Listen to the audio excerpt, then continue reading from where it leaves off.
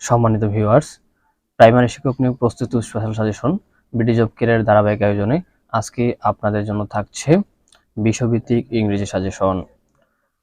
আপনারা চাইলে সাজেশনটিতে পরীক্ষা দিয়ে নিজেকে যাচাই করতে পারেন। কিভাবে পরীক্ষা দিবেন আমি বলে দিচ্ছি।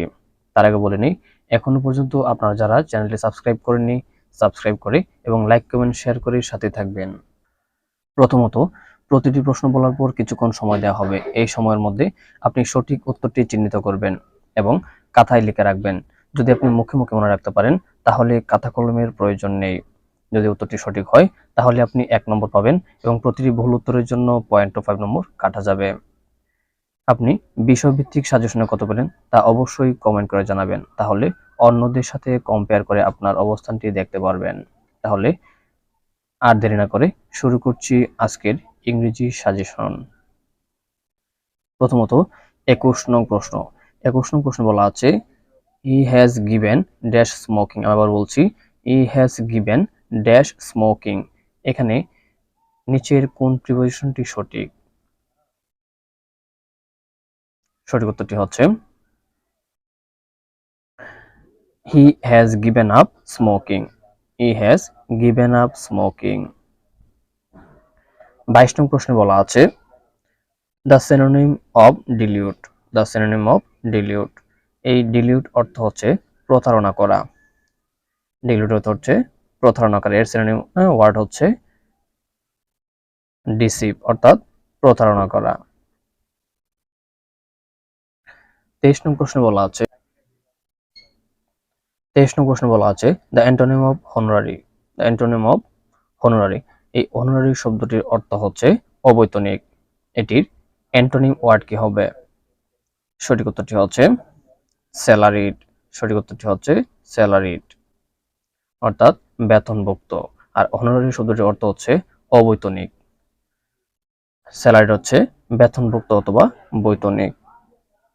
24 নং প্রশ্নে বলা আছে 24 নং প্রশ্নে বলা আছে what is the adjective of the word heart. এই হার্টের অ্যাডজেক্টিভ ফর্ম কি হবে? আমি আবার বলছি, হার্টের অ্যাডজেক্টিভ ফর্ম কি হবে? সঠিক উত্তরটি হচ্ছে হার্টেনিং।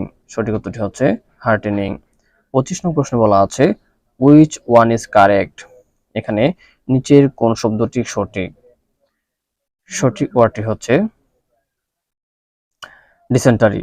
DYSEN DYSENTERY। এই ডিসেন্টারি শব্দটি হচ্ছে সঠিক, যার অর্থ হচ্ছে আমাশয়। 26 নং প্রশ্ন বলা 26 নং প্রশ্নে বলা আছে কারেক্ট ট্রান্সলেশন অফ সে কবি আবেগপ্রবণ। সে কবি আবেগপ্রবণ, এটির কারেক্ট ট্রান্সলেশন কোনটি হবে? সঠিক উত্তরটি হচ্ছে he is very passionate. He is very passionate. 27 নং প্রশ্ন বলা আছে ড্যাশ আর প্রেজেন্ট। এখানে সঠিক উত্তরটি কি হবে? সঠিক উত্তরটি হচ্ছে you, he and I are present, অর্থাৎ সেকেন্ড পারসন, থার্ড পারসন এবং ফার্স্ট পারসন। আমরা যদি রুলস ফলো করি তাহলে আমরা 231 রুলসটি ফলো করতে পারি। সেকেন্ড পারসন হচ্ছে 2, থার্ড পারসন হচ্ছে 3, ফার্স্ট পারসন হচ্ছে আই, অর্থাৎ 231 রুলটি ফলো করলে আমরা উত্তরটি পেয়ে যাব। তাহলে সঠিক উত্তরটি হচ্ছে you, he and I are present.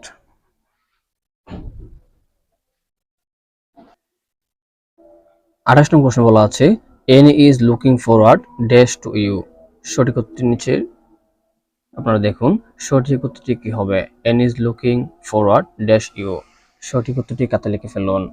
সঠিক উত্তরটি হচ্ছে টু মিটিং, অর্থাৎ ফরওয়ার্ড টু মিটিং। এখানে ফরওয়ার্ড টু থাকলে ভার্বের সাথে আইএনজি যুক্ত হয়, তাহলে ফরওয়ার্ড টু মিটিং হচ্ছে সঠিক উত্তর। অল এট ওয়ান্স অর্থাৎ হঠাৎ। এই অল এট ওয়ান্স এর অর্থ যদি হঠাৎ হয় তাহলে নিচের কোনটি সঠিক হবে? সঠিক উত্তরটি খাতায় লিখে ফেলুন। সঠিক উত্তরটি হচ্ছে সাডেনলি। সঠিক উত্তরটি হচ্ছে সাডেনলি। 30 নং প্রশ্নে বলা আছে hard labour dash health. Hard labour dash health. সঠিক উত্তরটি খাতায় লিখে ফেলুন। সঠিক উত্তরটি হচ্ছে টেলস আপন health. tells upon health. Pediatric relates to the treatment of dash. এখানে pediatric অর্থ হচ্ছে শিশু রোগের চিকিৎসা সংক্রান্ত। তাহলে এর সঠিক উত্তরটি কি হবে? নিচের সঠিক উত্তরটি হবে চিলড্রেন। 32 নম্বর প্রশ্ন বলা আছে Arif dash drink Coca Cola but she does now she. Does does নাও। আমি আবার বলছি Arif dash drink Coca Cola but she does now. এখানে শূন্যস্থানে সঠিক উত্তরটি কি হবে? সঠিক উত্তরটি হচ্ছে Arif did not use to. Arif did not use to drink Coca Cola but she does now.